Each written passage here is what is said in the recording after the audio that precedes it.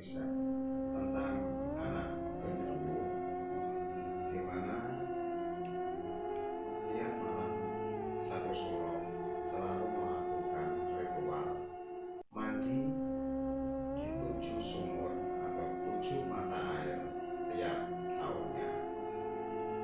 Kisah misteri anak keturunan genderuwo. Di sebuah terminal, lelaki paruh baya sedang duduk menunggu bis yang akan transit. Sebut saja namanya Pak Sur. Tiap hari selalu berjualan asongan dan loper koran. Hari-hari dihabiskan di terminal untuk mencari nafkah. Pak Sur mempunyai 3 anak lelaki, di mana salah satunya adalah temanku. Pada suatu hari, anaknya Pak Sur bercerita bahwa ayahnya adalah anak keturunan dari genderuwo, di mana neneknya dulu punya hubungan dengan makhluk tak kasat mata itu dan menghasilkan anak yang diberi nama Suryo. Kejadian itu berawal ketika Mbah Surti ditinggal pergi oleh suaminya entah kemana. Tak ada kabar beritanya. Selang beberapa tahun kemudian, Surti yang berparas manis dan seksi selalu terlihat ceria di wajahnya karena sedang jatuh cinta kepada seorang lelaki tampan. Sebut saja namanya Karwo, yang baru kenal di sebuah pasar malam tak jauh dari desa tempat tinggalnya. Tiap malam Surti selalu keluar hanya untuk bertemu dengan pujaan hatinya. Surti berjalan mengitari para penjual. Matanya melihat ke sana kemari, seolah mencari sesuatu yang belum ketemu.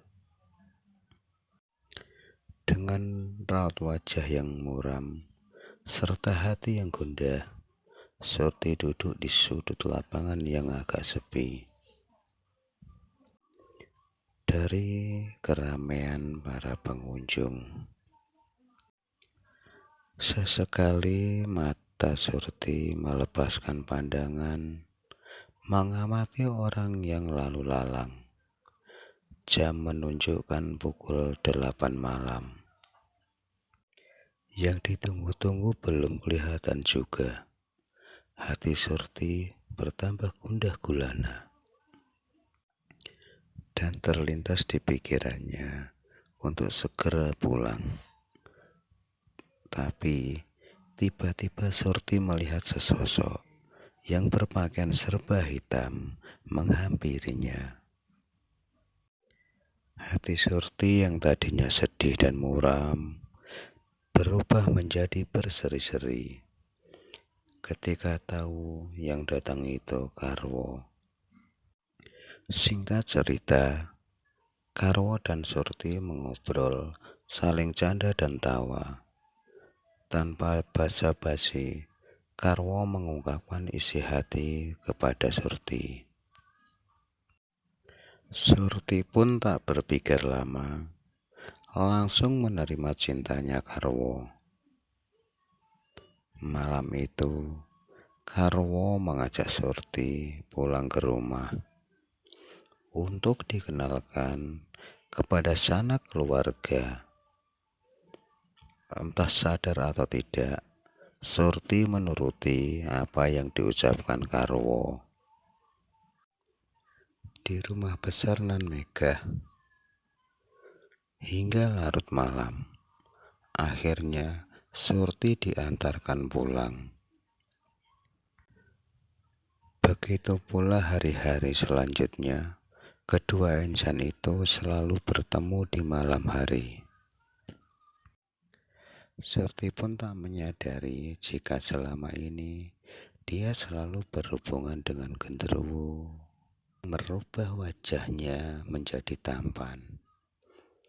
Hingga akhirnya Surti mengandung janinnya.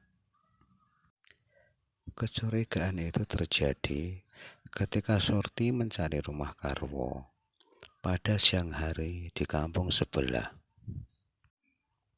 Tetapi Surti tidak menemukan alamat yang dicari.